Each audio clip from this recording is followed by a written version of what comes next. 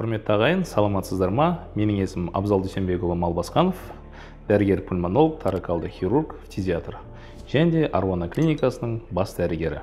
Көптің көкейінде жүретін бір сұрақ бар, тыныс алу жеткіліксіздігі. Енді тыныс алу жеткіліксіздігін былай қарастыратын болсақ, кейбір адамдар махаббаттан толқып тыныс жетпей жатады, біреулері шынымен де қиналып ауа жетпей жатады.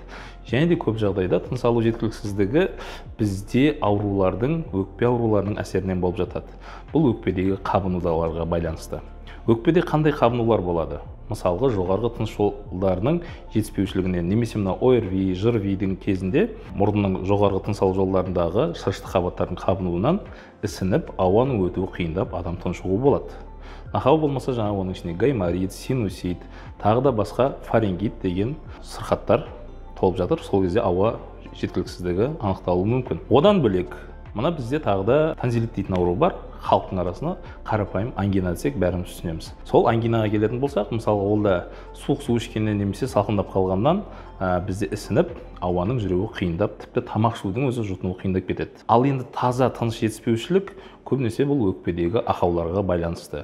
Өкпеде қандай ақаулар болуы мүмкін? Жаңа не үшін жоғарғы тыныс жолдарынан бастадым. Сол жоғарғы тыныс жолынан қабынған дүние төменге қарай түсе бастайды. Түскен кезінде мысалға кеңгірдектің қабынуы болады, трахеит, одан кейін бронхтардың қабынуы, бронхит, одан кейін жаңағы бронхиолит және альвеолит деп кетеді.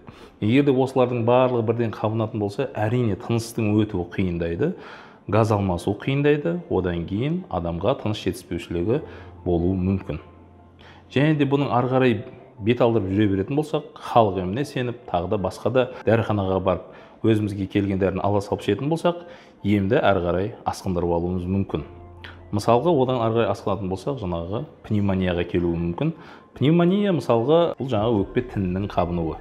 Өкпе тіні қабынған кезде әрине бұл жерде жалғыз тыныс жетіспеушілік емес, тағы да басқа симптомдар көрініп жатады. Бұл дененің қызуының көтерілуі, жөтел, тәбеттің төмендеуі, салмақтың азаюы, түнгі ұйқының бұзылуы анықталып жатады. Егер де одан да ары қарай жүре беріп емдемесек, неге алып келуі мүмкін? Бұл кезде абсцесске алып келуі мүмкін. Немесе жаңағы абсцедирующий пневмония деп аталады. Өкпе шіри бастайды.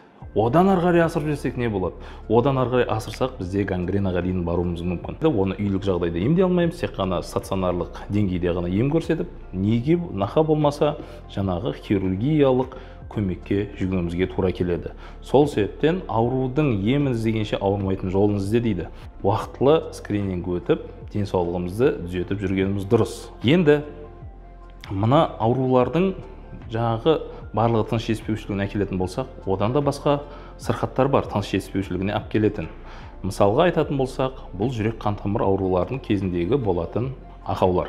Мысалға, жүректің ісінуі, немесе жаңағы қан тамыр жетіспеушілігінен жүректің қызметі бұзылып, қанның дұрыс айдалмай, адамға оттегі жетпей жатады. Нақа болмаса, мынау адам жарақат алған кезде, басына, немесе ми жарақатын алған кезде, мына өзімізде қазақта айтып жатады ғой, қарақұстан ұрған кезде адам есінен талып қалды деп. Сол қарақұстың тұсында бізде миде тыныс орталығы бар. Сол тыныс орталығына зақым келген кезде тыныс тежеліп, ауа жетпеуі де мүмкін. Оның барлығы әрине тек қана жаңағы дәрігердің көмегімен, кеңесімен ғана шешілетін нәрсе. Егер де біздің бағдарлама сізге ұнаса, парақшамызға тіркеліңіздер, лайк басыңыздар және достарыңызға осындай проблемалар бар кісілерге таратсаңыздар болады.